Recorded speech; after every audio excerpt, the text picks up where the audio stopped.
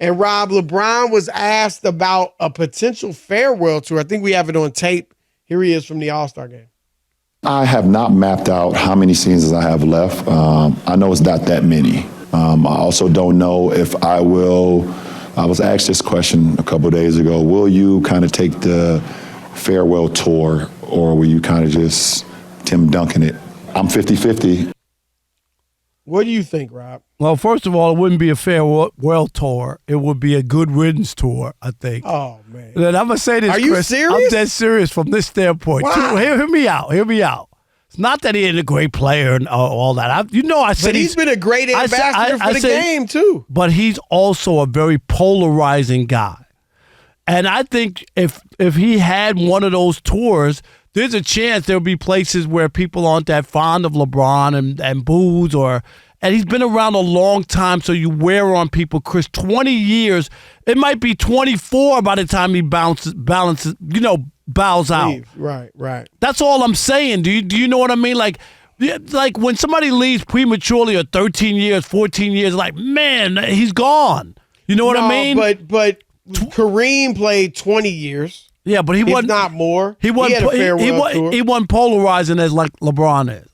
Kareem was like, a lot of people didn't like Kareem. Magic made him more likable. Kareem didn't talk a lot. You remember that? Not like he LeBron. was viewed as militant. I think LeBron. Well, nobody's been like LeBron. I think LeBron is just. I think he's. There are people, Chris, who even if they admire his talent or whatever, they think he's so calculating. Everything is this and that. And I remember when I was the GOAT, and there's a lot of stuff about him that people don't like. And it doesn't mean that he can't play or he's not great.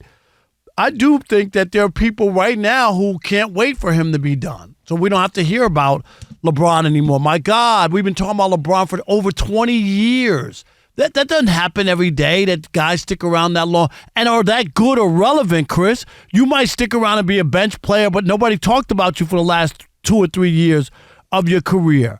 LeBron is still a part of the conversation. Well, to that point, that's why I think he may not have a farewell tour, because he's still playing at a high level. And when you look at Dr. J, he was declining, averaged 18 points the second That's what I'm saying. last year, then 16 points his last year. It was like, okay, it's time for Doc to retire. He's not what he used to be. Kareem went from 17 points, then to 14 points, then to 10 points his last year. It was like, okay, time for Kareem to go. And you feel good about it. And even Kobe. Right. Like, and Kobe, again, Kobe was fairly polarizing himself. And so a lot of people, you knew like this needs to be the last year. LeBron's still playing at such a high level that I think if he plays well, he will be like, man, I want to keep playing. Or especially with Bronny, I don't know if Bronny will come out this year, but there's always, the chance Bronny will come into the league at some point and LeBron may want to play with him. So I think all that would at least be a reason he doesn't have the farewell tour. So I see it differently from you, Rob. Okay. I agree with you that he is absolutely polarizing. But I would like to see him have a farewell tour, because I just think, Rob, even players that were polarizing or that some people didn't like, once they're like done, people love them. And they were like, they almost forget all the bad stuff. Not in every case, but like a lot of people didn't like Larry Bird because they liked Magic. Now everybody loves Bird and will admit how great he was. Or they didn't like Magic because they liked Bird. And same thing, they'll respect Magic and give him love. So I think I would like for LeBron to have a farewell tour to get the praise and get the accolades. Because Rob, I think he has been the most scrutinized player in the history of the NBA. And I think his whole career, it has always been viewed in the shadow of Michael Jordan. It's always been a comparison to, well, yeah, okay, he did a great job that year, but he didn't win it, and Michael would have won it. Like we've always, like, I think LeBron hasn't always gotten the credit he's deserved, and people enjoyed it like they should because we're so busy viewing him in the shadow of Michael Jordan. And so I think a farewell tour where people could just give him his love for how great he was, that I think I'd like to see that. And I think it'd be great if he could experience I just don't think I think there are way too many people who are, Chris, the Jordan people who will never embrace that. But you don't think they would give him, no. I get it. Of course you're right on that, but I you don't know how it is. Like you still would give, like if Larry Bird was announced, and I get it, he's older, he's been away from the game. But if Larry Bird were announced in the Staples Center, they would give him love. But if LeBron goes somewhere else, and we see this, Chris, where people get booed, you know what I mean? Like LeBron, I'll give you the perfect. If he did a farewell tour, you could see him getting booed. Yes, and I'm gonna give you the perfect example. You ready? After he passed Kareem, he was at the Super Bowl. It was a chance, Chris. It wasn't a Laker crowd, right? It was just a sports fan crowd. That's a great moment in history, sports history. Would you agree with that? Yep. And he got booed. Why would you boo him? What did he do? He wasn't playing against your team. He wasn't doing anything. And Chris, that's the litmus test. Is that on a chance where it was nonpartisan, there was nothing at stake other than to recognize him for being the all-time leading scorer in the NBA, half of the crowd booed him.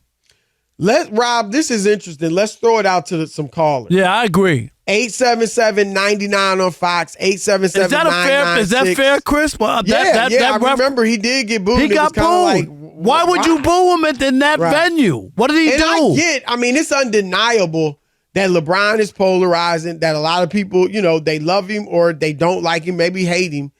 But I just feel like you would get love as just for what you've done and how great you've been going out on a farewell tour. But, I could be wrong. Your turn to weigh in. If LeBron James has a farewell tour whenever he decides to retire, do you think he could actually get booed? I think he'd get love everywhere. Rob thinks there's some places he would not. Your thoughts on the Odd Couple? All right. In Glendale, Arizona, you're on the Odd Couple, Fox Sports Radio. What's up, Art? Man, what it do, Unc? What it do, Chris? What's up?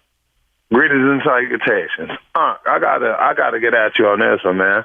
Do not ever disrespect the great Lou Alcindor, better known as Kareem Abdul-Jabbar.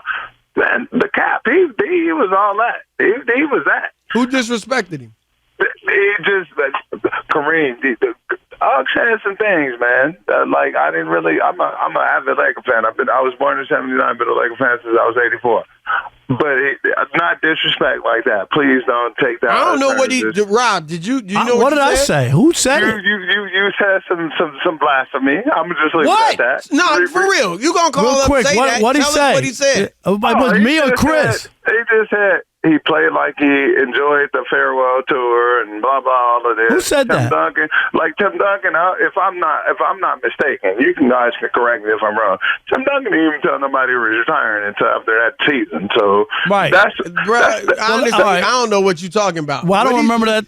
You just said he played like he enjoyed the farewell tour. Yeah. First of all, I don't remember us saying that. But secondly, how's that even insulting? Yeah, Eric. I don't get that. Yeah, Eric in Austin, you're on the Odd Couple Fox Sports Radio. What's up?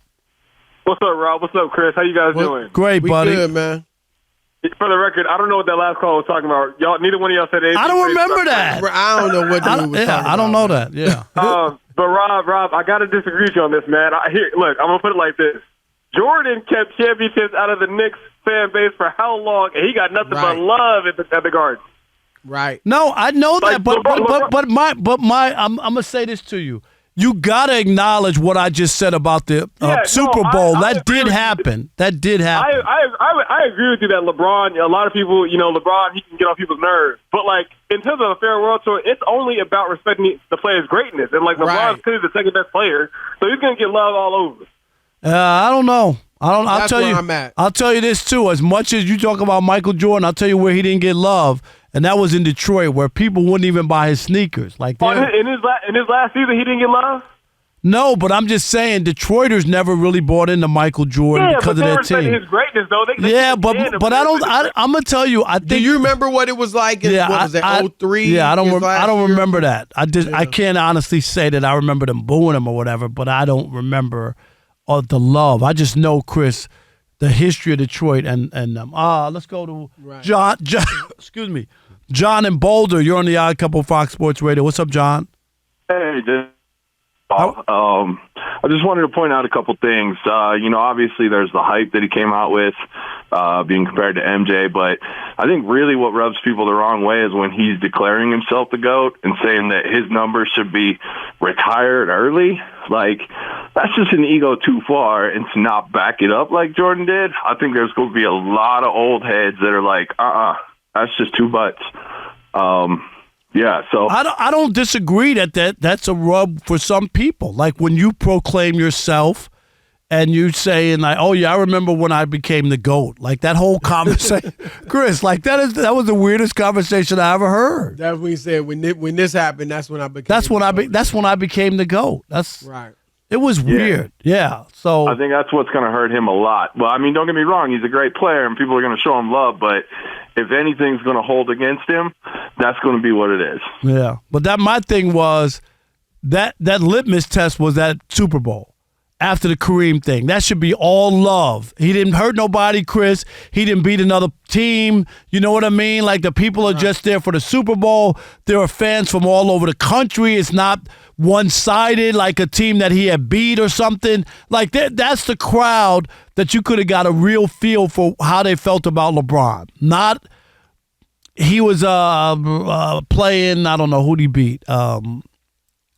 Golden State, Toronto or something, Chris. You know what I mean? And they just hate him. Like if that would be something where you could say, well, that's that crowd is tilted against him, so you can't look at it that way. So I hear you. 877-99 on Fox. If you want to weigh in quickly on LeBron and a farewell tour, I don't know. It'll be interesting, Rob, to see whether or not he does it. But like I said, I think for him, a lot of it's gonna be based on where he's at. Like, does he feel like he's playing well enough? There's no way, Chris.